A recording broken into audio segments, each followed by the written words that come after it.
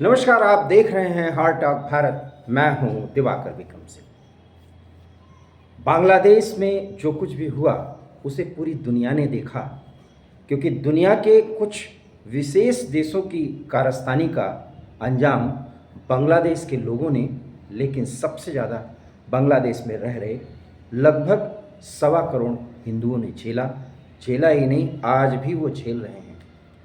लेकिन हमें दाद देनी चाहिए और हिंदुस्तान के सनातनियों को सीखना चाहिए बांग्लादेश के हिंदू सनातनियों से, जिन्होंने किसी से भीख नहीं मांगी, अपने देश को प्यार किया और वहाँ पर रहने का निश्चय किया बिना हिंसा के।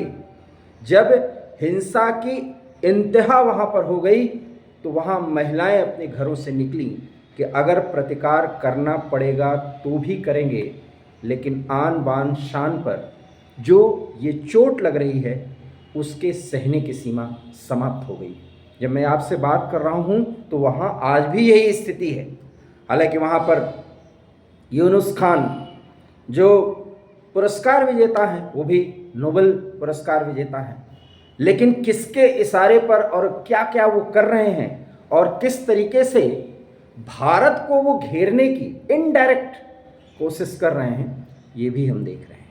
लेकिन यकीन मानिए, बांग्लादेश में यूनुस खान हो या वहाँ की सेना हो या वहाँ कट्टरपंथियों से जुड़ी कुछ वो संस्थाएं जो चीन और पाकिस्तान, मैं अकेले पाकिस्तान का नाम नहीं लूँगा, चीन और पाकिस्तान के इशारे पर कट्टरपंथ की आबो हवा को इतना विषैला बना देना चाहते हैं कि बांग्लादेश से हिंदू छोड़ें अपने स्थान को और भारत की ओर पलायन करें। और इसलिए आपने देखा होगा पिछले 3-4 दिनों में घटनाएं ऐसी हुई कि भारत बांग्लादेश बॉर्डर के नज़दीक बीएसएफ के जवान जब फेंसिंग कर रहे थे तो बांग्लादेश की जो सीमा की सुरक्षा करती है, बीडीआर जिसे कहते हैं, उन्होंने रोकने का प्रयास किया। अर्थात बात बांग्लादेश के अंदर ही नहीं, बांग्लादेश के सीमा पर भी भारत के खिलाफ जहर को ज़्यादा विषैला, कसैला और बहुत ही खतरनाक स्थिति में लाने की कोशिश की जा रही है। विष वमन किया ही नहीं जा रहा है, विष को ऐसा फैलाया जा रहा है कि उसमें सब आहत हों, परेशान हों, मुश्किल की स्थिति आए। लेकिन यकीन मानिए, शेख हसीना वाजेद जो बांग्लादेश की पूर्व प्रधानमंत्री हैं, त्यागपत्र दे करके जब उनको वहाँ से इवैक्यूएट कराया गया, बाकायदा उनको वहाँ से भारत लाया गया और भारत में उनको आदर पूर्वक शरण दिया गया, तो भारत ने दिखाया कि पूरी दुनिया में अगर अमेरिका और ब्रिटेन या कोई और पश्चिमी देश न चाहे तो भी जो भारत के हित में बात करेगा, अगर वो असाइलम मांगता है तो भारत उसे देने से पीछे नहीं हटेगा। कहा यह जा रहा है, और वहाँ तो अब जमात इस्लामी के नेता का एक बयान आया है, बांग्लादेश के जमात इस्लामी का, कि हम लोग हिंसा कर ही नहीं रहे हैं हिंदुओं के खिलाफ। ये सारे हिंसा तो आवामी लीग, जो शेख हसीना वाजेद की पार्टी रही है, जो भारत की दोस्त मानी जाती रही है और इस समय फिलहाल वो भारत में है, बोला ये जा रहा है कि ये उनकी पार्टी के लोग हिंदुओं के खिलाफ हिंसा कर रहे हैं। ये जमात इस्लामी या अन्य जो इस्लामिक संस्थाएं हैं उनको बदनाम करने के लिए किया जा रहा है। सोचिए, एक तो चोरी, ऊपर से सीना चोरी तो खैर नहीं, लेकिन ऊपर से अपने को पाक साफ बताने की कोशिश कर रहे हैं जमात इस्लामी जैसी संस्थाएं। और किसके इशारे पर ये काम कर रहे हैं और कैसे भारत के कट्टरपंथियों से भी इनके तार जुड़े हुए हैं, ये बताने की ज़रूरत नहीं है। और इसीलिए ममता दीदी अब बहुत परेशान है, बहुत पाल पोस लिया वो बंगाल में, और बंगाल की स्थिति आपको लग रहा हो सामान्य है। सिर्फ एक रेप की घटना में सब जगह मोमबत्तियां जलाई जा रही हैं।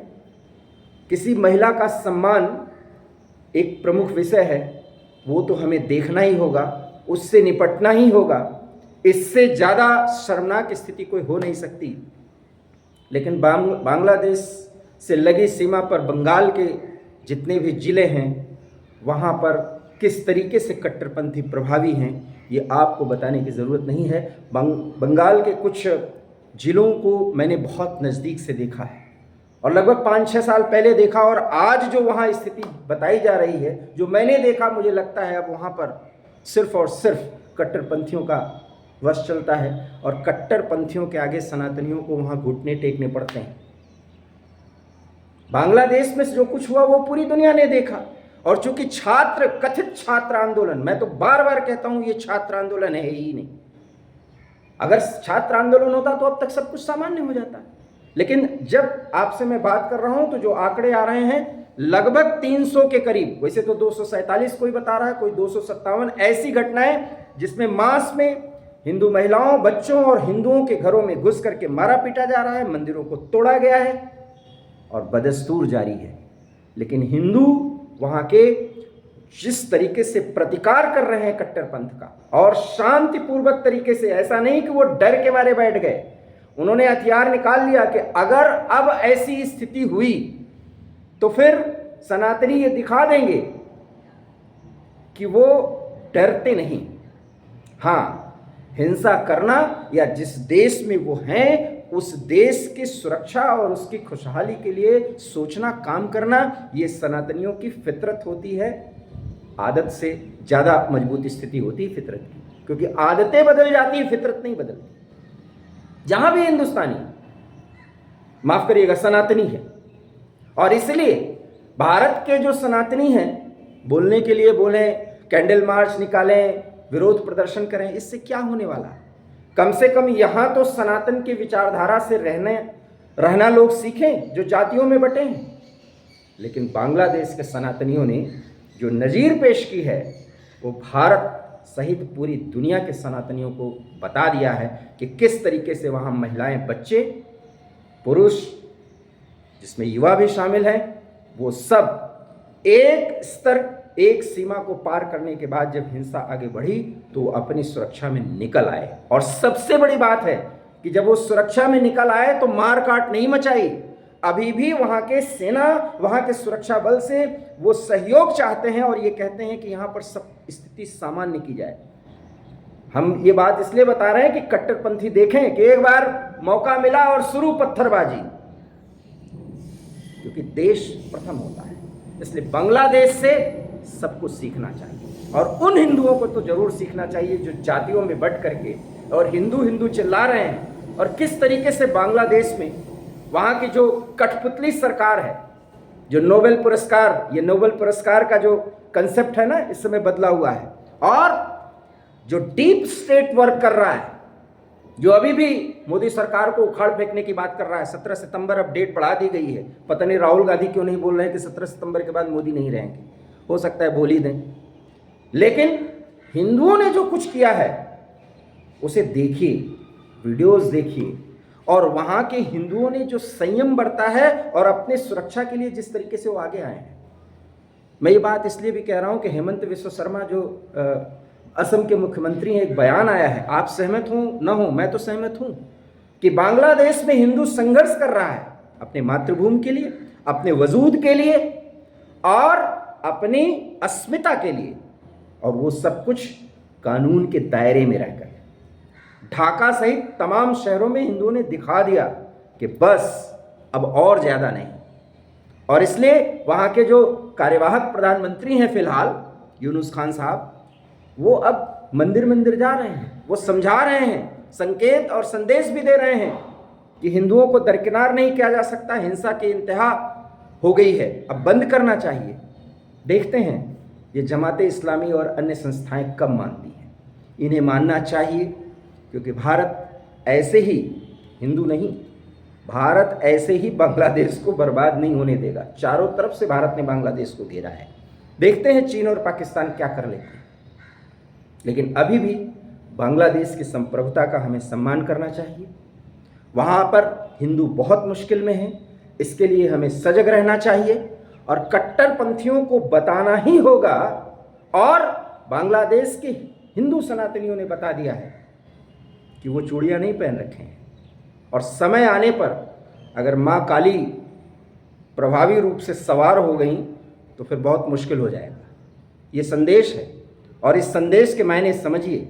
लेकिन अभी भी धनुगाही, हिंसा, भीड़ जाकर के अकेले महिलाओं और बच्चों को धमका रहे हैं, धर्म परिवर्तन करने की भी बात कर रहे हैं, घर छोड़ करके चले जाने की भी बात कर रहे हैं, ताकि भारत पर दबाव बढ़े, और भारत एग्रेशन में आए, और भारत अभी सब कुछ संभाल रहा है। बीजिंग और इस्लामाबाद से जितने भी लोग बांग्लादेश के अपने कठपुतलियों को इस्तेमाल कर रहे हैं, उन्हें नहीं पता है कि बांग्लादेश का जन्म ही भारत की सांसों से हुआ है, भारत के खून पसीने से हुआ है। बांग्लादेश को यूँ तबाह होने नहीं देंगे। कट्टरपंथी करना भी चाहेंगे तो हिंदू सनातनी वहाँ पर बांग्लादेश को बचा लेंगे। शायद आपको ये बात बहुत बढ़ चढ़ के या अतिशयोक्ति लगे, लेकिन देखिएगा वहाँ हिंदुओं के कारण ही शांति आएगी और बांग्लादेश एक बार फिर विकास की राह पर आगे बढ़ेगा। रही बात यूनुस खान की, तो वो भी अपनी ढपली बजा रहे हैं। ये डीप स्टेट जिसका जिक्र मैं अक्सर करता हूँ, ये खेल बांग्लादेश में खेला गया है।